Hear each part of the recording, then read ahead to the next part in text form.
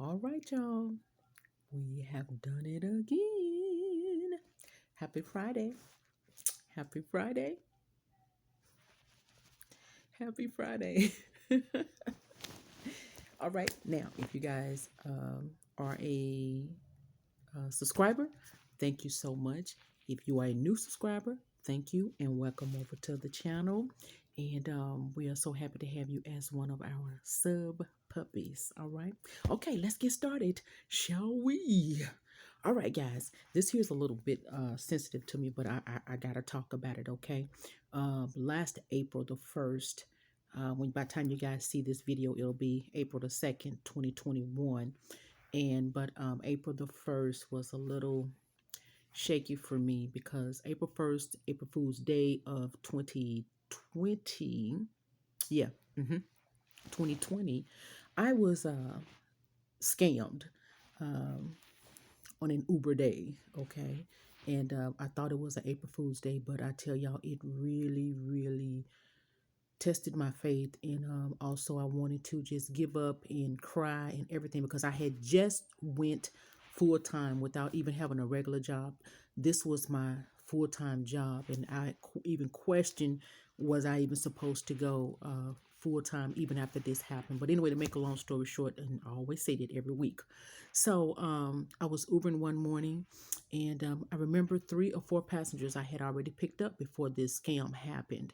Okay, so it wasn't hard to try to figure out who it was, and um, anyway, but to move on with that was I got a call when I was driving, and I was on my way to pick up someone else. So on the app is going to show you, who you're going to pick up.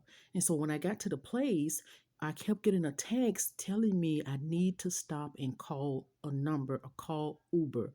And so I'm like, but I was so busy making money, y'all, to where it didn't even register to me. I was on to the next passenger.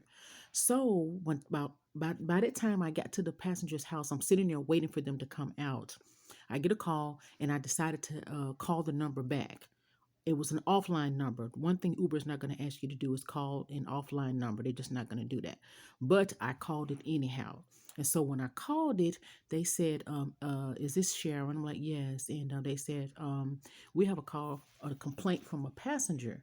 And me, I don't like any complaints from any passengers because I try to make sure that I give everybody 100% service, customer service. So I pretty much think I've mastered that.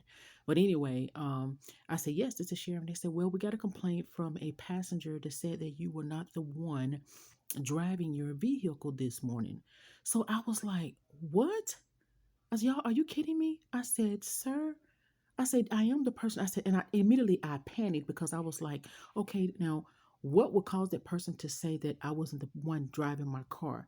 I said, maybe I have a different hairdo. Anybody know me, they know that I wear different hairstyles, I like different looks and all of that. So I kind of narrowed it down. I was like, was it my hairstyle? I didn't understand because I didn't want anything to jeopardize the way I make my money, because anytime Uber finds out any type of fraud or anything has been compromised, and if you're in question, they will turn off your app until they do further investigation.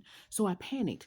And so the man, to cut all that to the chase, I ended up giving the guy, he knew exactly what questions to ask, and I had an Uber debit account, an Uber debit card, and that had like 400 and some dollars on it.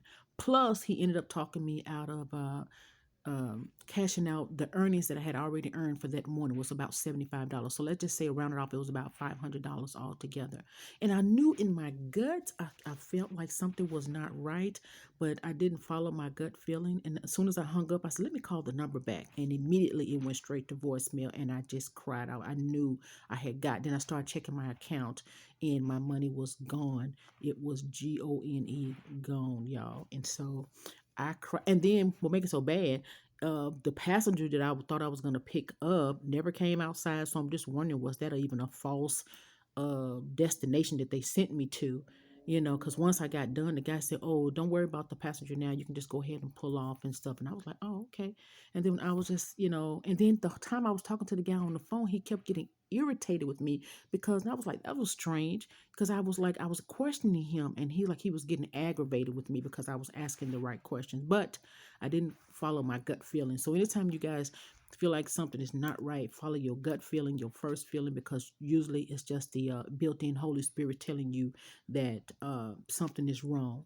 But anyway, I didn't get my money back. I cried to Uber, and they did not refund my money. They said they didn't have any um, um, evidence that my account had been compromised, and the person had somehow they ended up cashing out my account, and it went to some I don't know how they did it, but they was a mastermind.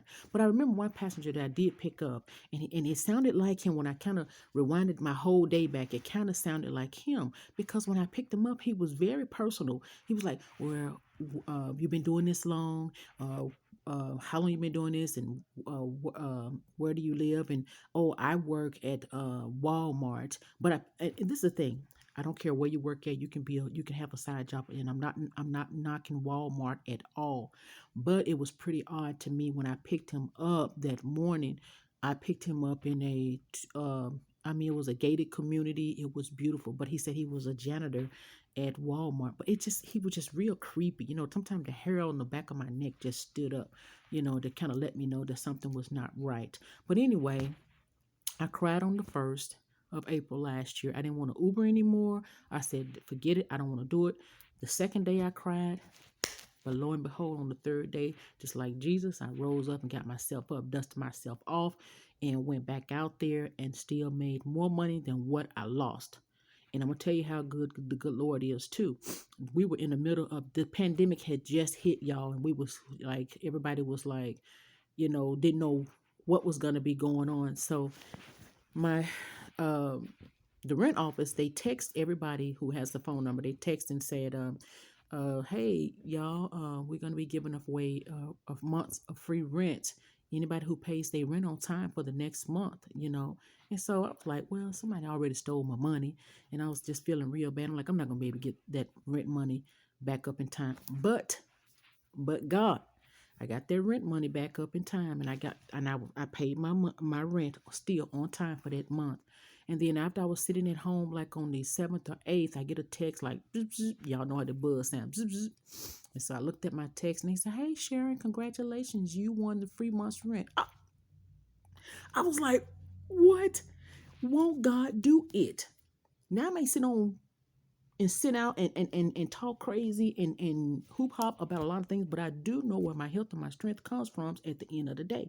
And I do know that God is still in the blessing business. So I was able to get that free month's rent. Plus, I had my stimulus check that was coming, and I was just so happy, y'all. And I didn't even worry about the money that I lost. But I'm gonna tell you something: God will show you who does what to you. Because it was months before I saw that man again, and I guess he waited for like 7 or 8 months before he decided to call a ride and pick me again because he wasn't for sure if I kind of knew if that was him, you know, that scammed me. But I know in my soul that was that guy. So when I picked him up, I had been telling other people about it, you know, passengers about it and stuff, you know, and they would sympathize with me, and they would respond back to me when I would ask them or say something about it, like, oh, I'm so sorry, or I hope everything works out for you, something. But that one particular guy, when I picked him up that morning, and I was just looking at him in the rear view mirror, you know, just checking him out, like, yes, sapsucker, I remember you, and I know you stole my account because I remember, you know. And so I didn't accuse him, but I just started talking about the incident that happened, and he just kept looking out the window, you know, because he tried to get back in the car and try that same crap again that he tried when he stole my account, you know. But I wasn't going for it. I said, I'm sorry, sir, I don't answer personal questions about myself. I said because I was scammed, and I said that the person that stole my money, I said, you know what, I hope they choke on it. I mean, I was serious. I mean, if I had to pinpoint him in a lineup or whatever, I could have picked him out, and I was so positive that that was him.